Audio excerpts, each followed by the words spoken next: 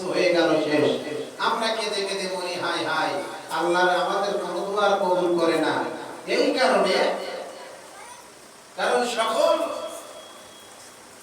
মা বোনদের ভিতরে খেয়াল করে দেখবেন অধিকাংশ মা বোনেরা এখন বেপরদায়।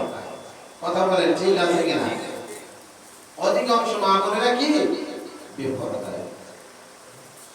সম্মানিত হাজিরিন, গভীর মনোযোগ দিয়ে খেয়াল করবেন। আল্লাহ রাব্বুল আলামিন আপনার আমাকে ডাক দিয়ে বললেন, হে ঈমানদারগণ, যারা আমানত বলে দাবি করেছো, ঈমান এনেছো, তাদেরকে আল্লাহ ডাক দিয়ে বলে, হে ঈমানদাররা, ইত্তাকুল্লাহ হাক্কা তুকাতিহি ওয়া লা তামুতুন্না ইল্লা ওয়া আনতুম মুসলিমুন। আল্লাহ রাব্বুল আলামিন ঈমানদারদেরকে ডাক দিয়ে বলে, ইয়া আইয়ুহাল্লাযিনা আমানু, যারা ঈমান এনেছো। কাজে আমরা ঈমান না যদি আনতাম এই প্রোগ্রামে বসতে পারতাম না। কথা ঠিক না ঠিক? পর্দার অন্তরে আড়ালে যে সমস্ত মা বোনেরা এসেছেন এবং বসে আছেন, নিশ্চয়ই তারা ঈমান এনেছেন। বিদায় আমার আল্লাহ রাব্বুল আলামিনের রাসূল পাক সাল্লাল্লাহু আলাইহি সাল্লামের হাদিসের আলোচনা শুনতে এসেছেন, আল্লাহ পাকের কালামুল্লাহর আলোচনা শুনতে এসেছেন। ঈমান ছাড়া কোনো ব্যক্তি ভালো কাজে বসতে পারে না, আর যদি বসে ওটা বেশি সময় লাস্টিং করে না। যেরকম দেখবেন বাচ্চারা আসে, বসে, উঠে যায়, এরা কিন্তু বোঝে নাই। ঠিক না ঠিক? এই যে ভালো কাজ হচ্ছে, এরা কি একটু বোঝে না, কারণ ওদের এখনো ঈমান পরিপূর্ণ না, ওরা বোঝে না। আল্লাহ রাব্বুল আলামিন ডাক দিয়ে বললেন, ঈমানদারগণ, ইত্তাকুল্লাহ, আমি আল্লাহর ভয় করো, হাক্কা তুকাতিহি, ভয় করার মতন করো। কিরকম ভয় করলে হবে? আমার আল্লাহ বলেন, যেরকম ভয় করলে আমি আল্লাহ তোমার পরে সন্তুষ্ট হয়ে যাই, সেরকম ভয় করো। ঠিক না? এখন যদি কোনো ব্যক্তির নামে যদি মামলা থাকে, এখন আর মামলার জন্য কোনো ভয় লাগে না। কিন্তু 5 তারিখের আগে যদি কোনো ব্যক্তির নামে মামলা ছিল, লোকটা বড় মুসিবতে ছিল। কথা ঠিক না ঠিক?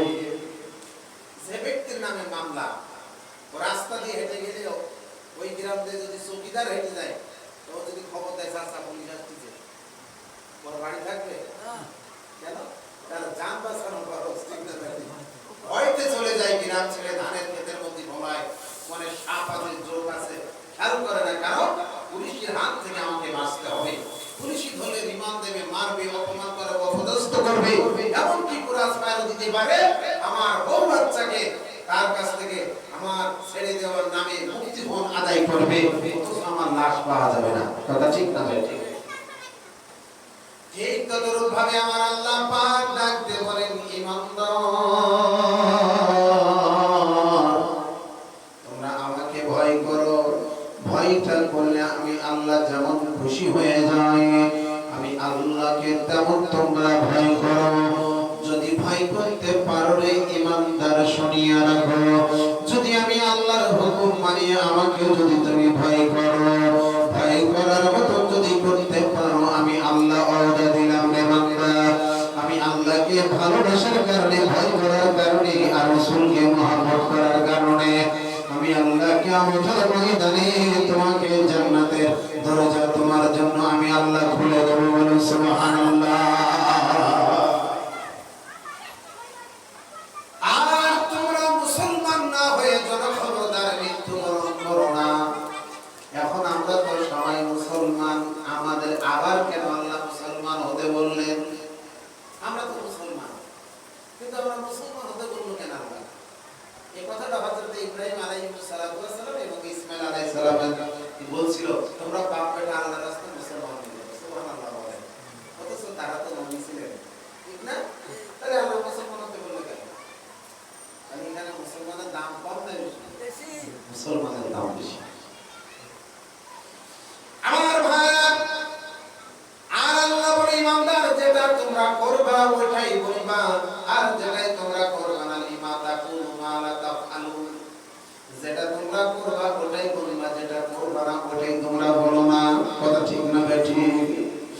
আর তোমাদের কাজ হলো ওয়াকুনু মা'আস সাদিকিন, এবং তোমরা বান্দাদের সঙ্গে চলবা এবং যারা সত্য কথা বলে তাদের দলে তোমরা থাকবা।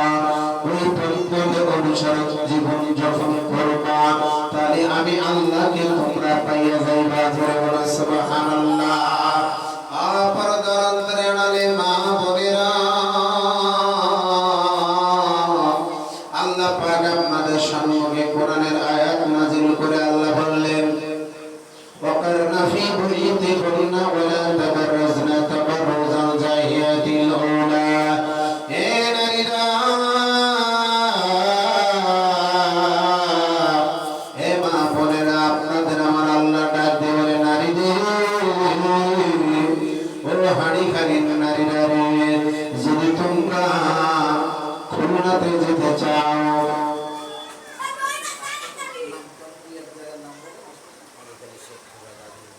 হাড়িখালি বাজারে, শেখপুরা বাজারে, গাজীপুরের বাজারে যদি তোমরা যেতে চাও তাহলে তুমি তোমার ঘরের পরিবেশটা নিয়ে যাইবা, অর্থাৎ তোমার শরীরটাকে তুমি আবরণ করবা, ঢাকিয়া রাখবা, বেপরদায় চলো না।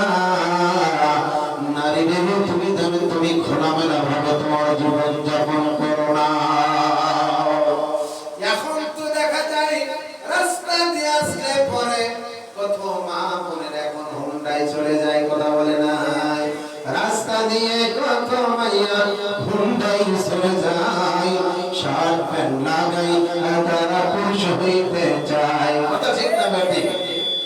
নারীদের সমাধিকার তার ঘরে হাট বাজার বাত বাড়ি। ও ভাইয়া, এই দেখেন কি সুন্দর, মাথায় লম্বা লম্বা চুল, মাথায় পাপড়ি, কথা ঠিক না বেটি? মেয়েদেরকে এখন কাঠিন গুলিয়া হয়েছে, ছেলেদের ঠিক যেরকম চুল, মহিলারা ওইরকম চুল। যদি একটু চেহারা ভালো হয় তাহলে তার আর উপায় নাই, কথা বলেন ঠিক না বেটি? একটু চেহারা ভালো বিধায় আমার মা বোনেরা চুলের মতো বক্সার লাগাইছে, ওন্নাটা ঘাড়ের পরে ফেলানো, মাথাটা আলগা, কথা বলেন না কেন? অথচ রাসূল আমার বলেন, কোন নারীরা যদি তার চুল বেগানা পুরুষই দেখে, ওই একটা একটা চুলের মধ্যে 70টা করে গুনাহ হবে। মা জান, ও মা, আমি মেহেদী হাসান জিহাদি আপনাদের হাত আর পা ধরে পড়ে গেলাম রে মা, শুনিয়া রাখো গো মা, আপনার মাথায় কত চুল আছে আপনিও জানেন না, আপনার মা বাবা কেউ জানে না, স্বামীও পর্যন্ত জানে না। এত পরিমাণে চুল আমার আল্লাহ আপনাকে দান করেছে, কেন জানেন নাকি? আপনার ওই মাথার চুলটা আপনার স্বামীর কাছে অত্যন্ত প্রিয়, কথা বলে ঠিক না বেঠি? মেয়ে দেখতে কি আগে মুরব্বিরা ছেলের বাপকে দেখে মেয়ের মাথার চুলটা ঠিক আছে কিনা, কথা বলেন না কেন? আত্মীয় স্বজন গিয়ে দেখে আগে মেয়ের মাথার চুল আছে, কারণ মহিলা এই চুলের ইজ্জত বেশি, সুন্দর। পুরুষের এই যে দাড়ি রাখা একটা সৌন্দর্য দেখা যায় না, মহিলাদের গয়না পরলে সৌন্দর্য বাড়ে, সুবহানাল্লাহ বলে। এই জন্য বাজার আপনি মনে করবেন না আল্লাহ আপনাকে সুন্দর চেহারা দিয়েছে বলে আপনি যা ইচ্ছা তাই করবেন, খবরদার, আপনাকে কিন্তু আল্লাহ পর্দায় থাকতে বলছেন। পর্দার মধ্যে অর্থাৎ বাজারে, হাড়িখালি বাজারে যাবেন, কলেজে যাবেন, শেখপুরা যাবেন, আপনি গাজীপুর যাবেন, যেখানে যান না কেন, সাগলাদা বাজারে যান না কেন, যে জায়গায় যাবেন আপনার পর্দা মেইনটেইন করে আপনাকে চলতে হবে গো মা। আপনি যখন পর্দাটা ঠিক মতো ব্যবহার করতে পারবেন, দেখবেন আপনার প্রতি আল্লাহর রহমত নাজিল হয়ে যাবে, সুবহানাল্লাহ বলে। মা জান, আমি আপনাদেরকে আরো একটু খোলামেলা ভাবে বলতে চাই গো মা, আপনারা যারা দেখেছেন বাজারে গেছেন, কলা পাওয়া যায়, কলা আপনাদের এলাকায় পাওয়া যায়, সব দোকানের সামনে কলার খাই অথবা ফানা, কলার ফানাগুলো দড়িতে বাঁধা থাকে, 4 দোকানের, ঠিক না? এই কলা যদি বলে ভাই সিলে লবণ, সিলে চিনি দিয়ে মাখাই ফেলে দিলা, যে কেউ কি খাবে? কই হুজুর আপনাদের কষ্ট করে চিনি খাওয়া লাগবে না, এই চিনি প্লেটে দিয়ে রাখিছি, আপনারা এখান থেকে একটা টাকা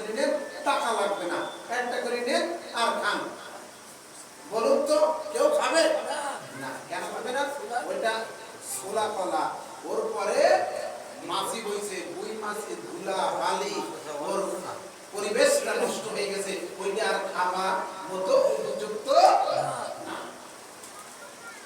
আমার আল্লাহ এই জন্য বলে নারী রে, ও নারী, আমি আল্লাহ তোকে আবরণ দিয়েছি, ঢাকিয়া বানাইছি। নারী রে শুনিয়া রাখ, তোকে আমি আল্লাহ চেহারাটা দিয়েছি সৌন্দর্য বাড়াবার জন্য, আকর্ষণ দিয়েছি, হরিণের মতন চোখ দিয়েছি, টানা টানা ভুরু দিয়েছি, তোর আকর্ষণটা তোর স্বামীর জন্য বাড়বে। নারী, এই চেহারাটা তুই কোন পুরুষকে দেখাস না, যদি দেখাস তাহলে ওই ছলা কলার মতন হয়ে যাবে। কথা ঠিক না ঠিক? ওই ছলা কলার পরে যেরকম মশা মাছি ধুলা পানি পড়ে, ওই কলাটা ফিরে দিলেও গ্রামের কোনো ছেলে খাবে না, সে ফিরে দিলেও কোনো শিক্ষিত লোক ওরা ধরবে না। নারীরে তুমি যদি ব্যাপারে দেয় চলো, তোমাকে কোনো ভালো ছেলে তোমাকে বিবাহ করবে না। যদি তোমাকে বিবাহ করে তোমার সংসার বেশি দিন টিকবে না, কারণ তুমি বেপরদায়, তুমি হলো দায়স। তোমার যে বেপরদায় চলতে চলতে তোমার চেহারার মধ্যে মরিচা পড়ে গেছে। তুমি যতই দেখো না সুন্দর, ওটা সুন্দর না, ওটা মেকআপের পরে আছে। কথা বলে ঠিক না ঠিক? এই জন্য নারী রে, আমার আল্লাহ দেখতে বলে নারী চেহারাটা ঠিকে রাখ। এবার হাঁড়ি খালি যাবি, সাগলাদা মাদ্রাসার সামনে দিয়ে যাবি।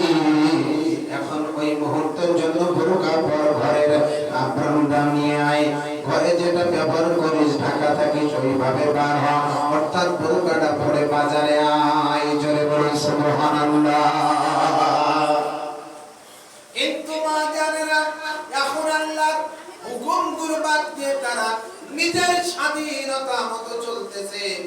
গতকালকের ফেসবুকে দেখতেছিলাম এক মহিলা পুরুষদেরকে ডেকে বলে, পুরুষেরা তোমরা হাতে ছুরি লাগাই ঘরে বসে থাকো, তোমরাই পর্দা করো, আমরা কেন পর্দা করবো? নাউজুবিল্লাহ বলতেন না?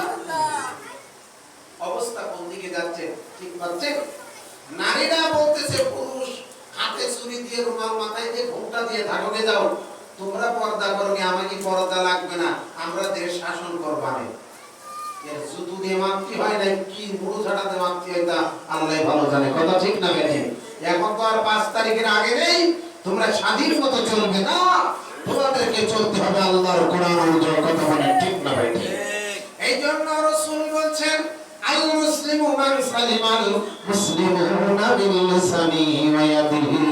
খাঁটি মুসলমান ওই ব্যক্তিকে বলা হয় যার হাত, মুখ, ব্যবহার, কথা, বার্তার পা সকল দিক থেকে অপার মুসলমান নিরাপদে থাকে। জোরে বলুন সুবহানাল্লাহ। এখন আমরা নারীদের কাছে নিরাপদ নাই, নারীরা পুরুষের কাছে নিরাপদ নাই, ঠিক না?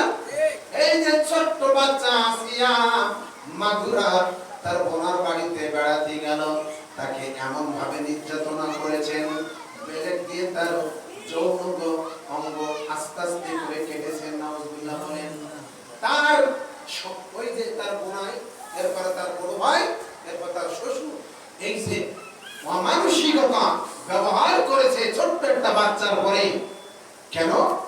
আজকে যদি ওই বাচ্চাগুলো যদি ওই শিশু অবস্থায় থাকার অবস্থায় যদি এরকম 7-8 বছরের মেয়েদেরকে যদি পর্দায় রাখতে, এরা কখনো বেপরদায় যেত না, আল্লাহর গজবের সম্মুখীন হতো না। কথা বলেন ঠিক না বেঠিক? বিয়ে দেয় বড় মেয়ে, সাথে যায় ছোটটা নাগার। কথা বলেন না কেন? কথায় বলে বিয়ে করলে শালি বিড়ি। নাউজুবিল্লাহ বলেন। এই সমাজে ফিতনা শুরু হয়ে গেছে, এই জন্য আল্লাহর গজব হচ্ছে। এটা আমরা চাই সকল বাংলাদেশের সকল মত নির্বিশেষে সকল আলেমদের এক কথা, নারীদেরকে আল্লাহর হুকুম অনুযায়ী কোরআনের পর্দা মানতেই হবে। কথা বলেন ঠিক না? কোরআনের আইন পর্দা করতে হবে বাধ্যতামূলক, এটা আমরা চাই। আজকের এই ইউটিউবের মাধ্যমে যদি আলোচনা রেকর্ড হচ্ছে, আমি আপনাদের কাছে দাবি করব শুধু তাই না, ডক্টর ইউনূস বাংলাদেশের যিনি প্রধান উপদেষ্টা, আমি আপনাদের এই ইউটিউবের মাধ্যম দিয়ে তাকে আমি দাবি করব অতি শীঘ্রই বাংলাদেশে এমন কিছু আইন করুন যে আইন করলে যারা দর্শন করবে তাদের খোলামেলায় অবস্থানে তাদের ফাঁসি দিতে হবে। কথা বলেন ঠিক না ভাই? যদি এই আইন বাংলাদেশে চালু হয়ে যায়, আমার বিশ্বাস একজন ধর্ষণকারীকে যদি ধরে বাইতুল মুকাররমের পূর্ব গেটে যদি সকাল 10টায় ফাঁসি দেওয়া হয়, হাজারো আলেমের কথা অনুযায়ী যদি এই কাজটা যদি করা হয়, আমার বিশ্বাস বাংলাদেশের যুবকদের স্বপ্ন দোষ পর্যন্ত বন্ধ হয়ে যাবে। কথা বলেন ঠিক না ভাই? আমার আজকে মেয়েরা রাস্তায় চলতে পারে না স্বাধীন মতো, কারণ তারা বেপরদায় চলে বিধায় তাদের পিছনে আগে ওই যে দুই মাসি মিষ্টির দোকানে বসে কলা ছাড়া থাকার কারণে। কথা ঠিক না ঠিক? মাজানরা আমার গভীর মনোযোগ, আমার মাজান আপনাদেরকে বলতেছি গো মা, রাগ করবা না গো মা। তাহলে এখন আপনার পর্দা নিয়ে কেমনি বাইর হবেন? আপনি বোরকা পরবেন, বোরকাটার কোয়ালিটি কেমন হবে সেটাও আমার আল্লাহর নবী বলছেন। আল্লাহর নবীর কাছে খাতুনি জান্নাত ফাতিমাতুজ জোহরা, আল্লাহু আকবার কবিরা, আল্লাহর নবীর কাছে যাচ্ছেন, একটা বোরকা পরেছেন, বোরকাটা হলো একেবারে ঢেলামেলা কালো বোরকা, তার উপরে একটা চাদর পরেছেন, বোরকাটার একটা জায়গায় ছিদ্র রয়েছে, ওই ছিদ্রটার মুখটা ছিদ্রটা হাতের ভিতরে করে ঢেকে রে আল্লাহর নবীর দরবারে হাজির হয়ে গেলেন। আল্লাহর নবী ডাক দিয়ে বলে, মা গো মা, তুমি যে বোরকাটা পরে এসেছো গো মা, বলো তো এই বোরকাটার ছিদ্রটা তুমি কেমন নিয়ে এসেছো? এই ছিদ্র ছাড়া বোরকাটা পরে তুমি কেমন করে এসেছো? খাতুনি জান্নাত ফাতিমাতুজ জোহরা ডাক দিয়ে বলেন, বাবাজি ও আব্বা, আমি এই কালো বোরকাটা পরিয়া এই বোরকার উপরে আমি একটা চাদর লাগাইছি, আর ছেঁড়ার জায়গাটা আমার হাতের ভিতরে এইভাবে আমি মুঠ করে নিয়ে এসেছি, কারণ ওই ছেঁড়া জায়গা দিয়ে যেন আমার শরীরের কাপড়টা পর্যন্ত না দেখতে পারে। জোরে সুবহানাল্লাহ। খাতুনি জান্নাতকে আল্লাহ এমনি এমনি কি জান্নাতি করে ঘোষণা করেছে? মাজান আল্লাহর নবী ডাক দিয়ে মা, দুনিয়ার সকল নারীদেরকে তোমার মাধ্যমে আমি জানাই দিতে চাই, দুনিয়ার সকল নারীরা যে পোশাক পরবে, বোরখাটা পরবে, ওটা কালো হওয়া লাগবে। কালো জিনিসের প্রতি মানুষের আকর্ষণটা কম থাকে, ঠিক না ঠিক? এখন দেখবেন মহিলারা বোরকা পরে বিভিন্ন কোয়ালিটির, আছে কি আছে না? বিভিন্ন কোয়ালিটির বোরকা, লাল, খয়েরি, এরপরে যে সমস্ত জায়গায় আকর্ষণীয় জায়গা ওই সমস্ত জায়গায় ফুল দিয়ে দিয়ে রাখে, আছে কি না বাবা? মিথ্যা বললাম? রাস্তা দিয়ে যায় আর শয়তান করে লাখ লাখ ভেলকিলা, কালো মাল তুই সাদা মালে লাখ। কথা বলেন, ইফতিজিং তো এই জন্য হয়। এই জন্য আমি প্রায় সময় বলছি, যতই বসাও তুমি পুলিশ পাহারা, কাজ হবে না না ঢেকিলে মিষ্টি চেহারা, ঠিক না বেটি? যতই বসাও তুমি পুলিশ পাহারা, কাজ হবে না না ঢেকিলে মিষ্টি চেহারা। ইফতিজিং আর ইফতিজিং বাড়বে আর দিন দিন, লাঞ্ছিত হবে যত মা বোনেরা, বেপরদায় হবে যত মা বোনেরা, যতই বসাও তুমি পুলিশ পাহারা, ঠিক না বেটি? এই ইফতিজিং যদি বন্ধ করতে হয়, আমার মাদেরকে পর্দায় যাওয়া লাগবে, আমার মাদের চেহারাটাকে ঢাকা লাগবে। মারা বোরকা পরে ঠিক, কিন্তু মাথার কোমরে একটা বেল বেঁধে রাখে। বলুন তো ওই বেলটা যদি দেয় তাহলে শরীরের সামনের অংশটা কেমন দেখা যায়? হ্যাঁ, ওইটাই তো খারাপ। বোরকাটা এর জন্য রাসূল বলেছেন, বোরকাটা হবে তোমার ঢালা,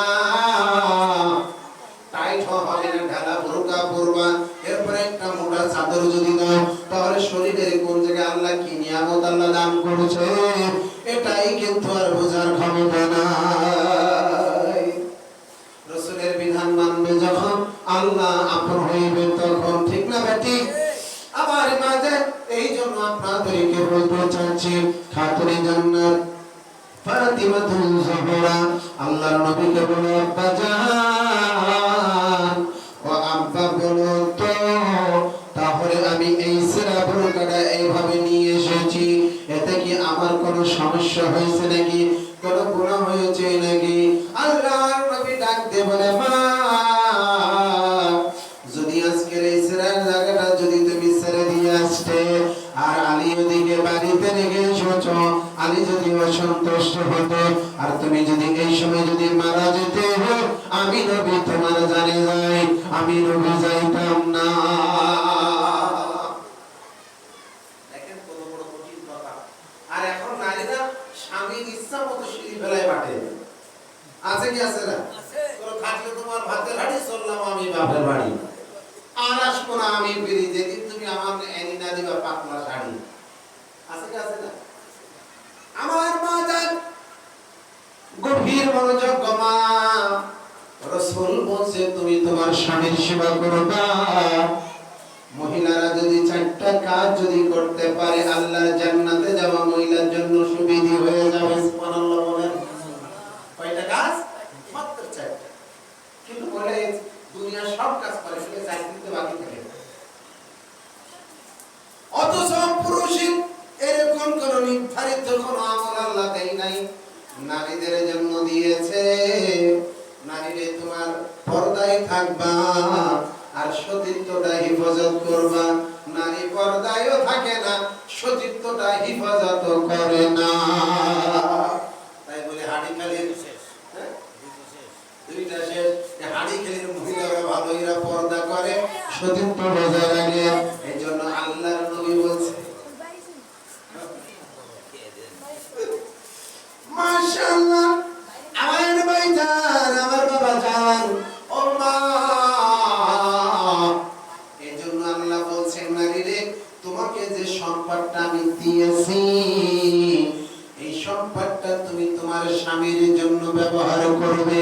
আর এখন স্বামীর দেওয়াও হয়, পাশের বাড়ির আরেক ভাইয়েরও হালত দেয়। আছে কি আছে না? বলে স্বামী আমার যেমন তেমন, ওর দ্বারা আমার মনের মতো। আছে কি আছে না? হ্যাঁ, বাড়ির পাশে সাইড লাইন বসেছে, স্বামী বিদেশে, উনি সতীর্থ কন্টাক্ট করেছে আরেকজনের সঙ্গে। আছে কি আছে না? এরকম যদি আপনার জীবনে হয়ে যায়, পবিত্র মাহে রমজানের এই যে বদরের দিবসে 17 রমজানে আল্লাহু আকবার কবিরা, আমি মেহেদী হাসান জিহাদি বলে গেলাম গো মা, আপনি জানতেন না, আজকে জেনেছেন, আল্লাহর কাছে খাস তওবা করেন।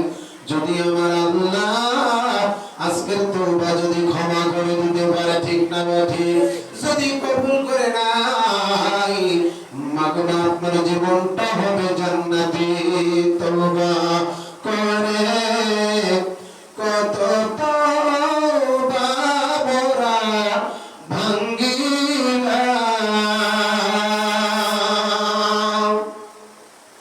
পরিশেষে তওবাতুন নসুহা মোরা করিলাম। কবর হবে ছোট একটু মাটির ঘর, ওই কবরে থাকবে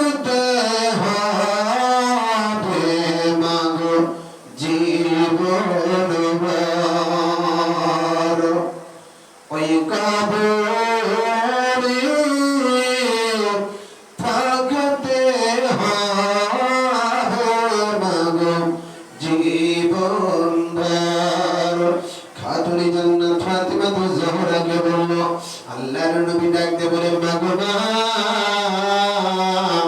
খবরদার গো মা, একটু কথা আমি তোমাকে বলে দিলাম। ও মা, তুমি আমার মেয়ে, আর আল্লাহ তোমার ইজ্জত অনেক বাড়াই দিয়েছে। মারে কোনদিন তোমার স্বামী হযরত আলীর সঙ্গে মুখে মুখে যেন তর্ক করবা না। জোরে একবার চিল্লায় বলো সুবহানাল্লাহ। আলীর সঙ্গে কি করবা না? তর্ক করবা না, মুখে মুখে। আমাদের এই এলাকার মা বোনেরা মুখে মুখে তো তর্ক করে, আবার হাতও তোলে না। এদিকে মনে ভালো আছে নাকি? স্বামীর সঙ্গে তর্ক করে, আবার মুড়ু ঝাঁটাও তোলে। আছে কি আছে না? বলে তো ঝাঁটা দিয়ে সাইজ করে ভালো, তুই শাড়ি কিনতে পারবি তো, তোর বিমান্তি হয়েছে কি? আছে কি না বাবা? আছে। অথচ রাসূল আমার বলেন খাতুনি জান্নাত, শোনো গো মা, তোমার স্বামী যদি তোমার কাছে, তোমার স্বামী যদি তোমার জন্য আল্লাহর কাছে যদি দোয়া করে বলে আল্লাহ আমার ফাতিমাকে আমি অত্যন্ত মহব্বত করি, আমি ভালোবাসি, আল্লাহ গো তুমি আমার ফাতিমাকে মাফ করে দাও। ও ফাতিমা, আলী এতটুকু কথা বলতে না বলতে আমার আল্লাহ তোমাকে মাফ করে দিবে। মা জানবে, আমি যদি এই এলাকার অধিকাংশ বাবাদেরকে ডাক দিয়ে বলি বাবা বলো তো আপনার স্ত্রী আপনার সঙ্গে কেমন ব্যবহার করে, কেউ মুখটা কালো করে চলে যাবে, আবার কেউ বলবে হুজুর আপনি বাস্তব কথা বলছেন, আর কোন মানুষ বলবে আল্লাহ এমন একটা জাত আমি নিয়ে ঘর করতেছি হুজুর, আমি বলে কেমন করি, নাই যে ওর অন্য লোক হলেও তালাক দিয়ে বাড়ি পাঠাতো। আছে কি আছে না? এই জন্য মাজান, স্বামী আপনার অমূল্য ধন রতন। কারণ যদি আপনি আপনার স্বামীকে ভালোবাসবেন, আপনি আপনার স্বামীকে মহব্বত করবেন, আল্লাহু আকবার কবিরা। আমি একবার প্রথম এসেছিলাম এখানে প্রায় ৮-৯ বছর আগে বা ১০ বছর আগের কথা। আমি হযরতে আসিয়ার একটা কথা এই জায়গায় বলে গিয়েছিলাম। আমার ভাই জানেরা, ও মাজান, আজকের খাতুনে জান্নাত ফাতিমাতু জহরার কথাখানি আপনাদেরকে বলে যাচ্ছি গো মা। মা, খাতুনে জান্নাত ফাতিমাতু জহরাকে আল্লাহর নবী বললেন খবরদার তার মুখে মুখে তুমি তর্ক করবা না। একবেলা যদি তোমার কপালে ভাত জোটে, আর একবেলা যদি না হয়, আর একবেলা না খেয়ে থাকবা, কিন্তু স্বামীর মুখে মুখে তর্ক করবা না, স্বামীকে তুমি কোন রকম কষ্ট দিবা না, কোন রকম তোমার স্বামীর সঙ্গে দুর্ব্যবহার করবা না। আল্লাহু আকবার বলে। স্বামী এত দামি স্ত্রীর, কিন্তু মাজান আমি আপনাদেরকে বলে যাই গো মা, আপনি আপনার স্বামীকে অত্যন্ত মহব্বত করবেন। অনেক মহিলারা বলতে পারেন হুজুর আপনি শুধু স্বামীদের ওয়াজটাই বলে যাচ্ছেন, কিন্তু আপনি কি খবর রাখেন আমরা কেন ওদের মারি, কেন ওদের সঙ্গে ঝগড়া হয়? কারণ হুজুর ওদের সুভা ভালো না। আছে না অনেকে বাড়ি ঢুকি এই আমার লুঙ্গি বার করে তেলের শিশি আরে নেই কেন, বলি আনার আগে 36 টাকা লাগা দিতে হয় যায়। এরকম স্বামী মনে হয় এই এলাকায় নেই, এত বড় আল্লাহর ওলিরা নাকি আছে না? মহিলা তেলের শিশি আনার আগে 36 টাকা লাগা দিতে দেওয়া হয়ে গেছে। আছে কি আছে না? আছে। অথচ রাসূল বলছেন তুমি যে স্বামী বলে তুমি মনে করো না তোমার অনেক ঊর্ধ্বে হয়ে গেছো, তাও যেন তুমি মনে করবা না। তুমি তোমার স্ত্রীকে সম্মানের জায়গায় রাখবা, তুমি তোমার স্ত্রীকে ভালোবাসার জায়গায় রাখবা, তোমার মাকে তোমার মায়ের স্থান ভালোবাসার জায়গায় রাখবা, পিতাকে তোমার পিতার স্থানে ভালোবাসার জায়গায় রাখবা, তোমার স্ত্রীকে তোমার ভালোবাসার স্থানে তোমার স্ত্রীর জায়গা দিয়ে দিবা। কিন্তু অধিকাংশ বেটারা আছে গ্রামগঞ্জে দেখা যায় তারা তার নিজের বউকে ভালো না বেশে গ্রামের পার্শ্ববর্তী এলাকার মহিলাদের সঙ্গে পরকীয়ায় লিপ্ত হয়ে যায়। তখন স্ত্রী কয় তুই যখন ওই পাড়ার ওই বিটির সাথে গল্প করতেছিস, আমিও তোর ছোট ভাই সাথে আছে কি আছে না? এই যে আড়িতে নাড়ি ছেড়ে আছে না, আড়িতে নাড়ি ছেড়ে হিংসা ঢুকে গেল, এই জন্য কিন্তু ভালোবাসা হবে না। আপনি আপনার স্ত্রীকে মহব্বত করবেন, বিছানায় ঘুমাবেন, আপনি আপনার স্ত্রীর সঙ্গে মহব্বতটা থাকবে, আপনার স্ত্রীর দিকে আপনি ফিরে শোবেন, এইটাই হলো নবীর সুন্নাত। আপনি আপনার স্ত্রীর দিকে ফিরে শোবেন, স্ত্রী আপনার দিকে ফিরে শোবে। সুবহানাল্লাহ বলেন। মা, ও মা, পবিত্র মাহে রমজান মাস চলতেছে গো মা, আপনাদের যে কথাটা বলতেছিলাম, চারটা জিনিসের আমল করলে আপনারা জান্নাত।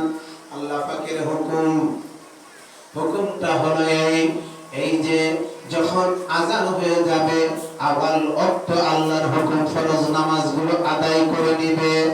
এরপরে পবিত্র মাহে রমজান মাসের রোজাগুলো ঠিক মতন ভাবে আদায় করা, ঠিক না বেঠিক? আর স্বামীর মালগুলো যদি হেফাজত রাখতে পারে, বিনা অনুমতিতে এই মালটা কাউকে দেওয়া যাবে না, এরকম ভাবে যদি নিজের সতীত্ব, নিজের এগুলো বজায় রাখা যায়, স্বামীর হুকুম অনুযায়ী যদি চলা যায়। প্রথমে কিন্তু আমি বলছি আল্লাহ রাব্বুল আলামিন নারীদেরকে সতীত্বটা বজায় রাখার কথা বলছে।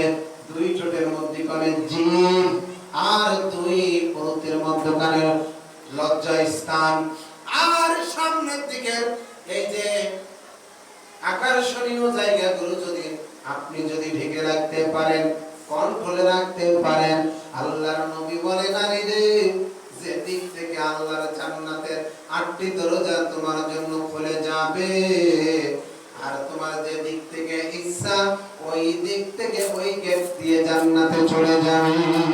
সুবহানাল্লাহ। দেখেন, নারীদের জন্য জান্নাতে যাওয়া একেবারে সহজ না।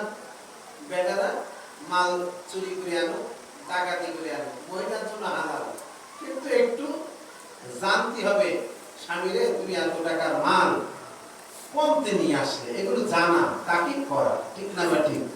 এগুলো আমার মা গভীর মনোযোগ মাজান, আমি মেহেদী হাসান আপনাদেরকে বলে যাই, খাতুনে জান্নাতকে আল্লাহর নবী বললেন, ফাতিমা শুনিয়া রাখো,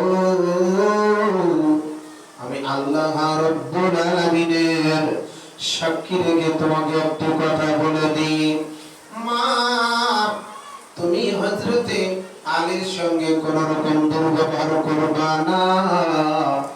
আলীর সঙ্গে, আলী আমার আপন চাচাতো ভাই, আলীকে আমার আল্লাহ এত ভালোবাসে, এত মহব্বত করে।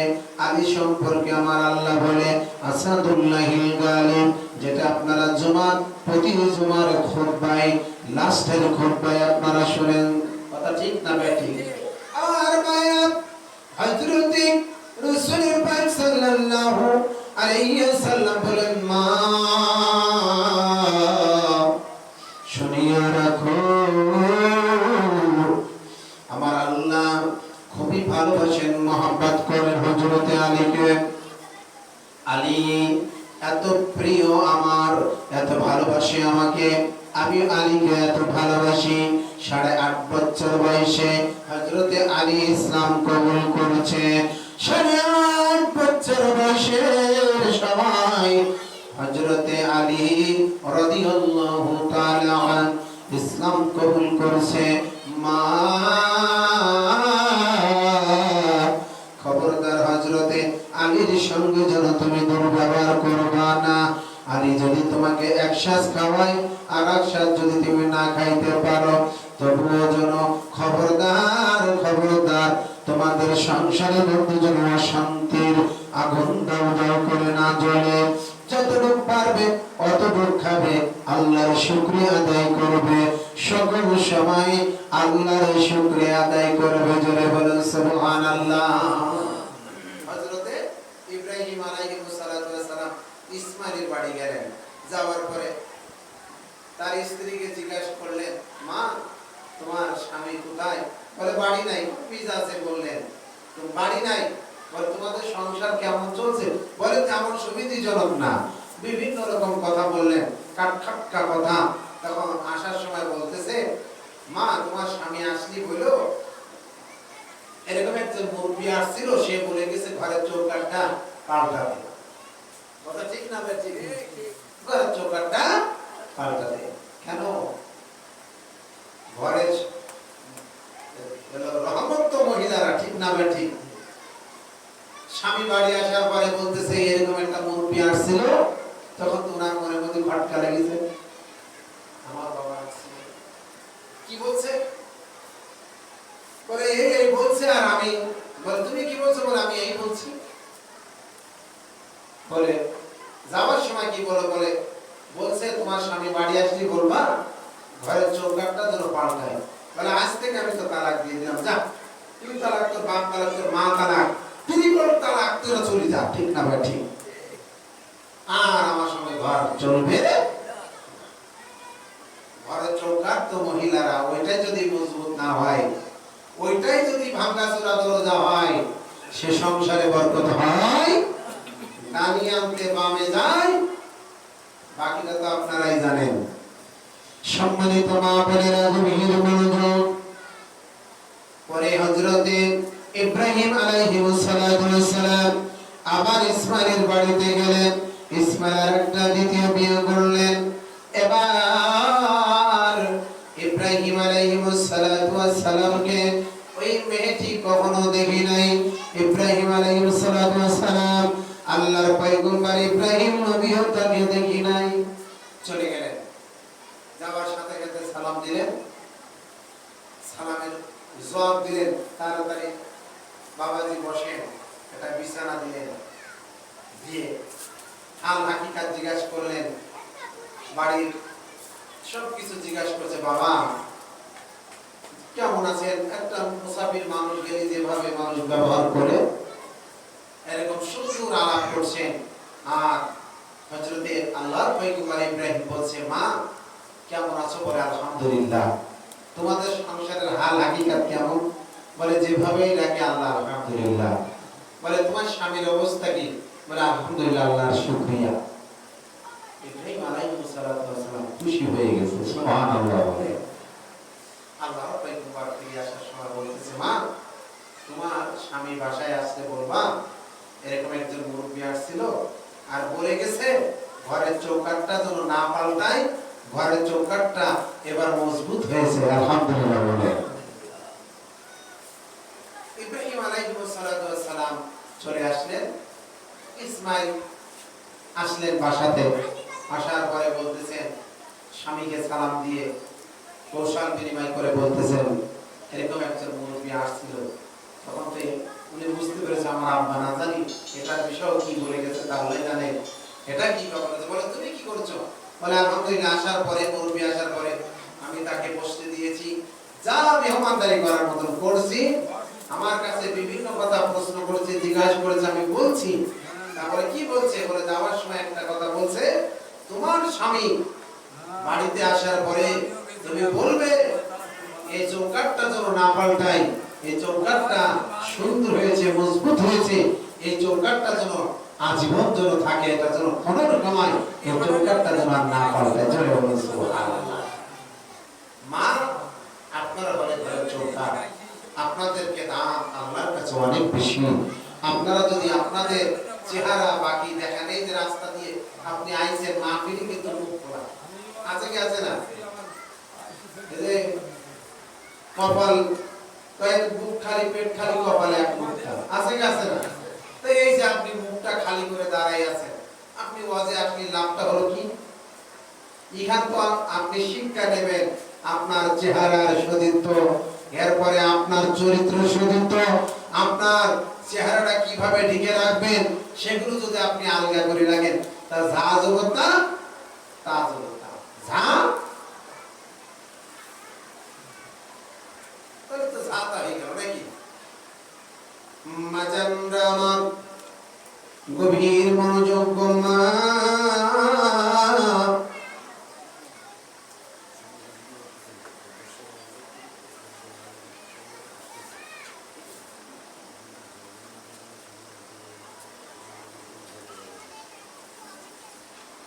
আমার মা জানেরা, গভীর মনোযোগ আমি যে বিষয়ের উপরে আলোচনা করছি, হযরতে আলী রাদিয়াল্লাহু তাআলা। আমার মা জান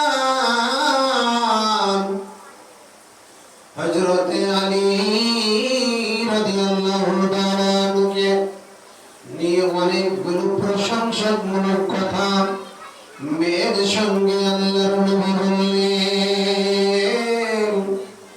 এবার মেয়েকে ডেকে বলে, শেষ কথা গো মা, খবরদার স্বামী স্ত্রী যেন ঝগড়া পাকাবে না, গোলযোগ করো না, জ্ঞানজাম করবে না, অবশ্যই ধৈর্য ধরবা।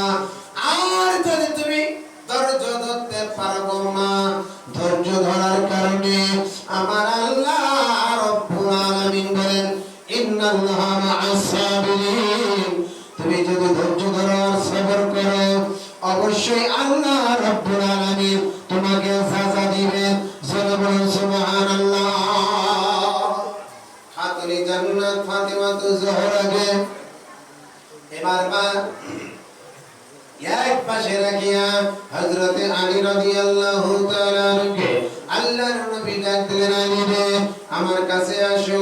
একটু দূরে নিয়ে গেলেন আলীকে। এবার আল্লাহর নবী ডাক দিয়ে বলে, আলী রে, ও আলী, তুমি তো জানো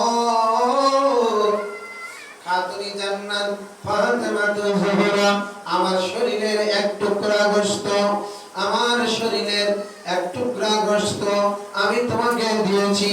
নাম হলো তার খাতুনে জান্নাত ফাতিমাতু জোহরা, যাকে আল্লাহ অত্যন্ত মহব্বত করে, যাকে আমি নবীর মা ছাড়া বলি না, আমি রাসূলের কলিজার টুকরা আমার মা খাতুনে জান্নাত ফাতিমাতু জোহরা আলী।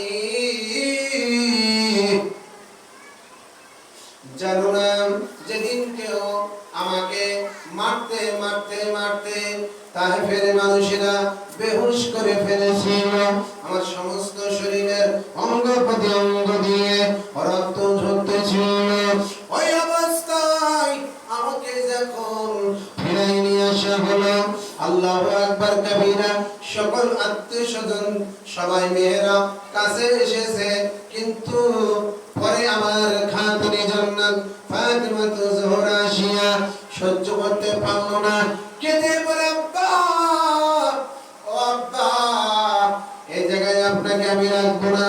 ঘরের মধ্যে নিয়ে দরজাটা আটকাই দিল, ঘরের মধ্যে দিয়ে দরজাটা আটকাইয়া চুলার পরে গরম পানি দিল। গরম পানিতে পাতলা একটা কাপড় ভিজাইয়া ভিজাইয়া আমার ক্ষত স্থানের ওই রক্তে রঞ্জিত জায়গাগুলো আস্তে আস্তে করে মুছে দিতেছিল।